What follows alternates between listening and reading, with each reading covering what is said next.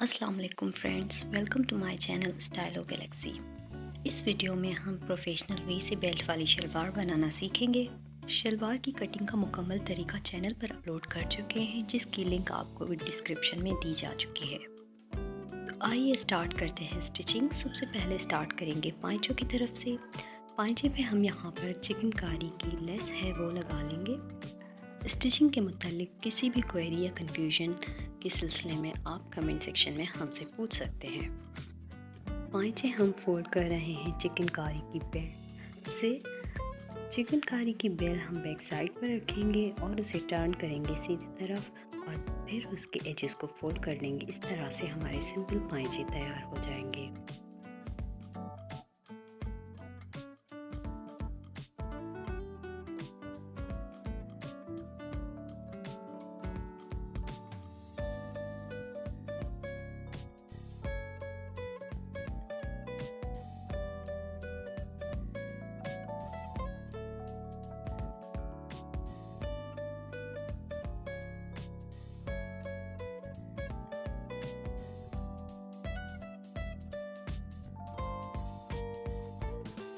पाइचे हमारे फोल्ड हो चुके हैं शलवार के।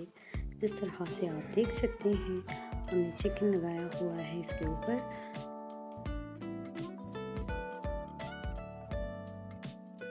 पाइचा तैयार करने के बाद पाइचे की चौड़ाई को नापेंगे। वो हर किसी के अलग साइज़ पर डिपेंड करता है। हम यहाँ पर नॉर्मल साइज़ रखेंगे जो होगी हमारी 7 इंचेस। अगर आपने पहले कटिंग की वीडियो नहीं देखी तो पहले आप कटिंग की वीडियो देख लें ताकि आपको कंसेप्ट आसानी से क्लियर हो जाए। यहाँ पर पाइचे की चौड़ाई नापने के बाद हम ऊपर से मियानी की लंबाई को नापेंगे।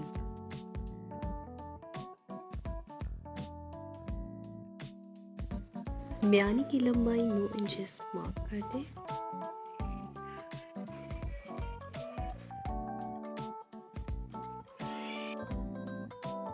नौ इंचेस मियानी की लंबाई रखने के बाद उसी पॉइंट से स्टार्ट करेंगे लेग की फिटिंग, जहाँ से मार्क को मिलाते जाएंगे और लास्ट एंड पॉइंट पे पाइचे से उसकी मार्क को मिलाएंगे। इसी तरह से हमारी लेग की फिटिंग कंप्लीट हो जाएगी।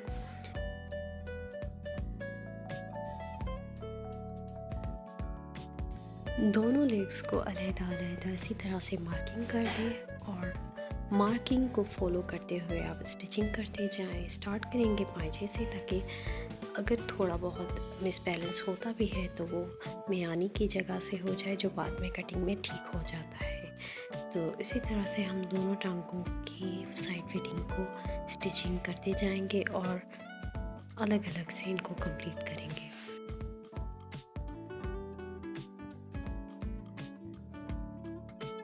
बेल्ट वाली शलवार की मुकम्मल कटिंग देखने के लिए नीचे डिस्क्रिप्शन में दी गई लिंक पर क्लिक करें ताकि आपको कॉन्सेप्ट क्लियर हो जाए। पहले कटिंग अच्छी तरह से सीख लें, उसके बाद स्टिचिंग में आसानी होगी। स्पेशली बिगनर्स के लिए ये बहुत ही आसान तरीका है जिससे आप अच्छी ब्रांडेड शलवारों की तरह अपनी बेल्ट वाली शलवार बना सकते हैं।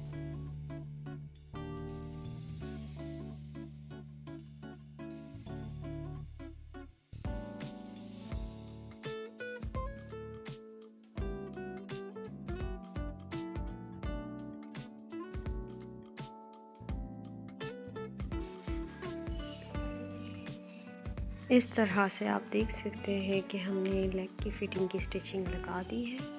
अब हम दोनों टांगों की मियानियों को आपस में कनेक्ट करेंगे।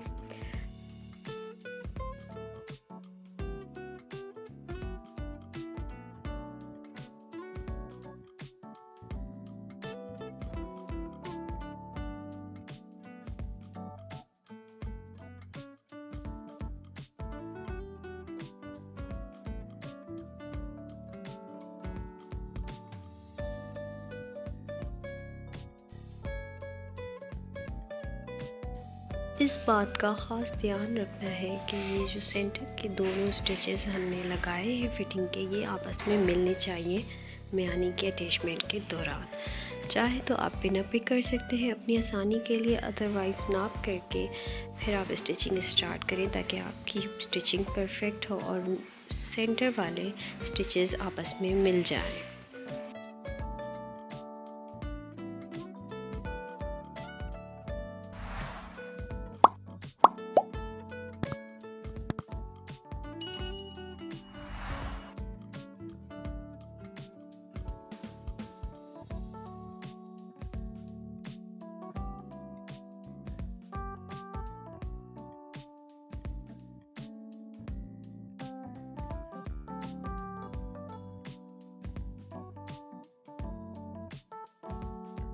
मियानी की स्टिचिंग के बाद बेल्ट को रेडी कर लेंगे। बेल्ट में जो जॉइंट्स आ रहे थे सबसे पहले उनको कनेक्ट करके गोल बेल्ट बना देंगे ताकि वो गोल शलवार में आसानी से कनेक्ट हो सके।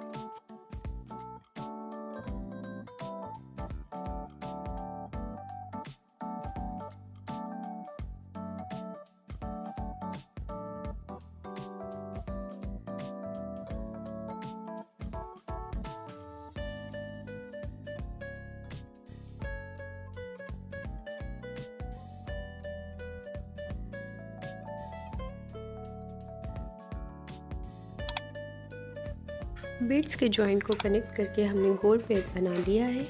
आप देख सकते हैं। बेल्ट को शलवार में कनेक्ट करने से पहले बेल्ट को 4 हिस्सों में तकसीम करके पॉइंट्स लगा लेंगे।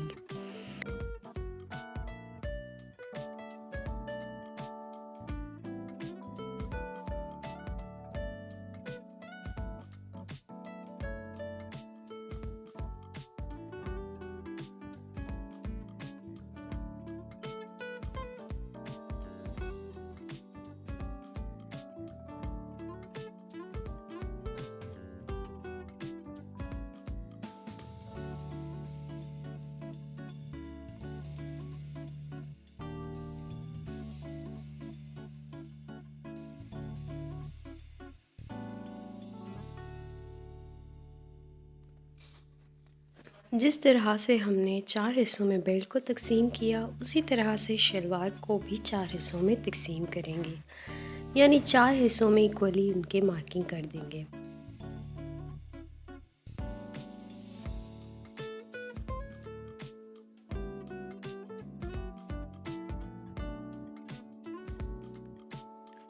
पॉइंट्स को आपस में मिलाएंगे। सेंटर पार्ट के पॉइंट्स को आपस में और साइड पार्ट के पॉइंट्स को आपस में मिलाएंगे। आप देख सकते हैं कि बेल्ट का सेंटर और शलवार का सेंटर हम आपस में पिन अप कर देंगे। याद रहे कि शलवार के बैक में टक्स नहीं आएंगे, यानी बैक बिल्कुल प्लेन होगी और सारे टक्स जो हैं वो आगे आएंगे।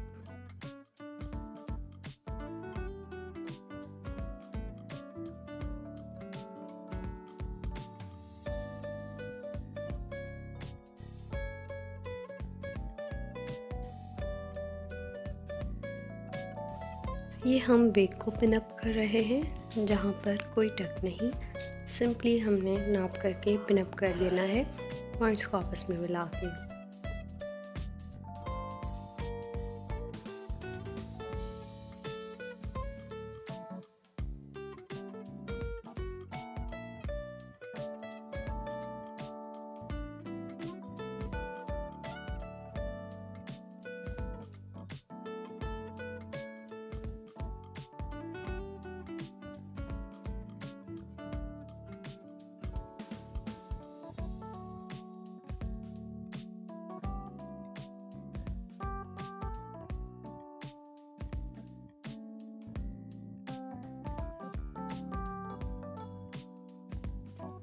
अब आते हैं फ्रंट पे।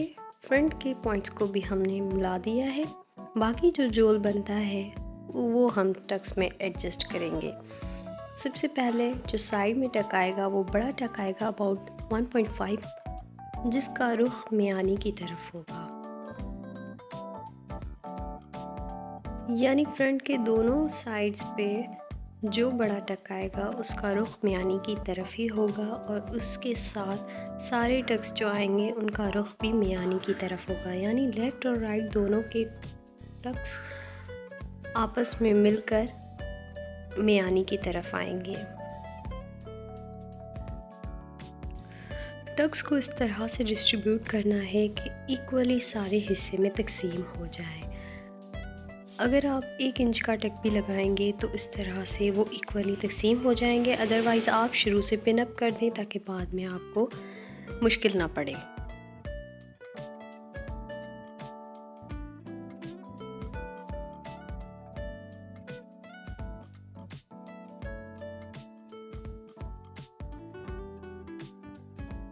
यहाँ से आप देख सकते हैं सारे कपड़े को हमने इक्वली तकसीम कर दिया है फ्रंट पे, और पिन अप करने के बाद हम इसको स्टिचिंग कर देंगे ताकि ये हमारा कंप्लीट बेल्ट कनेक्ट हो। देख सकते हैं आपके बैग में कोई टक नहीं है, सारे टक फ्रंट पे है, उनको हमने पहले से ही पिन अप कर दिया है। बैग बिल्कुल भी प्लान होगी।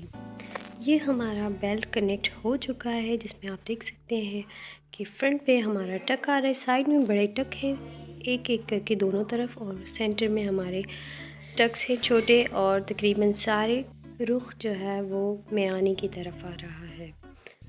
अब हम बेल्ट में इलास्टिक को अटैच करेंगे। सेंटर के पार्ट को हम मार्क कर देंगे। सेंटर के मार्क से लेफ़्ट और राइट दोनों तरफ से 4.5 इंचेस के मार्क लगा दें, यानी टोटल में 9 इंचेस का मार्किंग करना है आपने।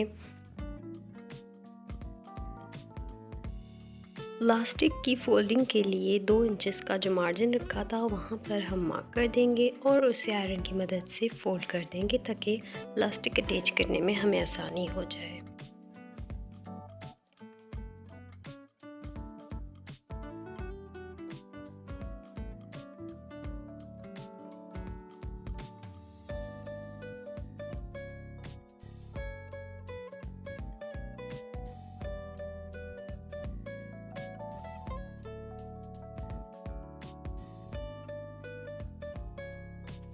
शलवार की बैक साइड भी हम 2 इंचेस की मार्किंग कर देंगे और एक लाइन ड्रॉ कर देंगे ताकि हम इक्वली फोल्ड करें।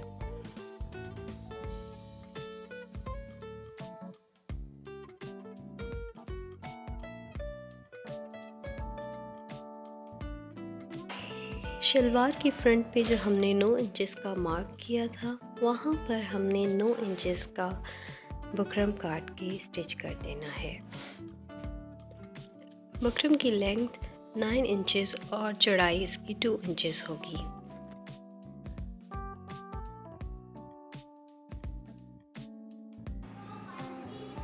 इस तरह से आप इस पूरे मार्जिन को आयरन करके फोल्ड कर लेंगे तो सिलाई में काफ़ी आसानी होगी। ये ट्रिक बिगनर्स के लिए काफ़ी मुफीद रहेगी क्योंकि बिगनर्स की इतनी स्पीड भी नहीं होती और सिलाई खड़ी करने में काफ़ी दिक्कत आती है, तो ये ट्रिक उनके लिए इसी वजह से यूज़फुल रहती है। तो ये है हमारी शलवार का फ्रंट। यहाँ पर हम कटिंग किए हुए कैनवास पेपर की स्ट्रिप को उसी तरह से लगाएंगे जिस तरह से हमने मेजरमेंट की हुई है इसकी, यानी इसका भी सेंटर रखकर पूरे सेंटर के हिसाब से 4.5 लेफ़्ट और 4.5 इंचेस राइट पे इसका मेजरमेंट आना चाहिए। कैनवास पेपर को नॉर्मली आयरन की मदद से हम स्टिच कर लेते हैं। तो ये हमारा कैनवास पेपर अटैच हो गया है शलवार की बेल्ट में। यहाँ पर हम इसके एजेस को फोल्ड करेंगे और स्टिचिंग करते जाएंगे।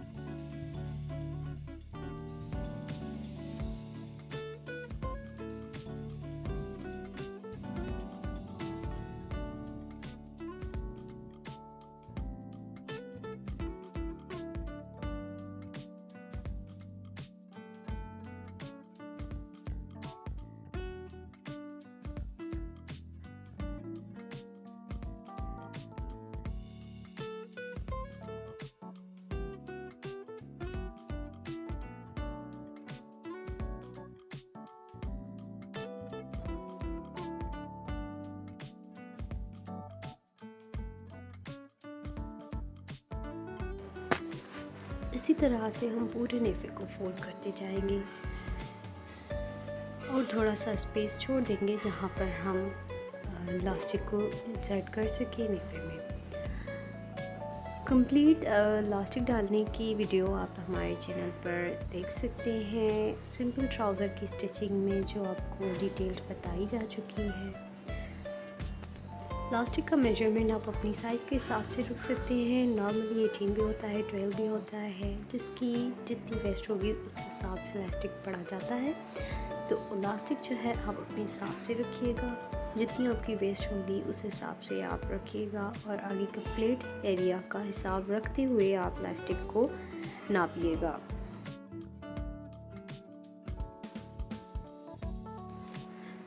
मज़ीद इलास्टिक इस बात पे भी डिपेंड करता है कि इलास्टिक में कितनी इलास्टिसिटी है, यानी उसमें कितना खिंचाव है।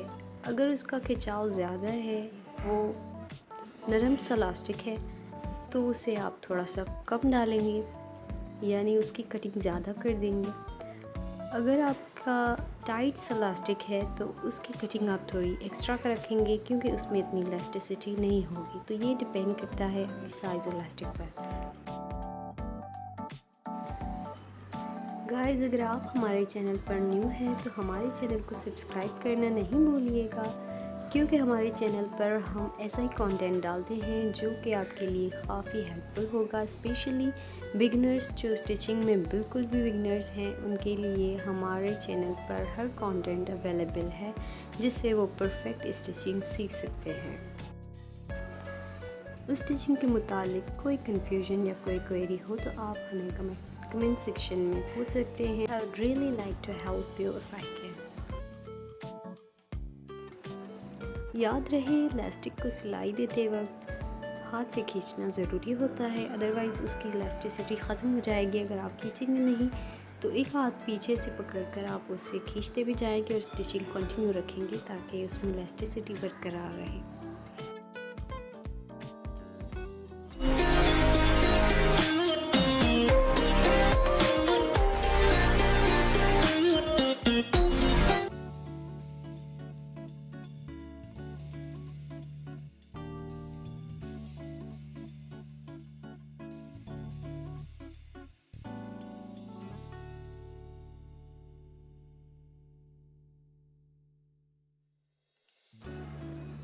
सो फ्रेंड्स, ये हमारी बेल्ट वाली शलवार रेडी है।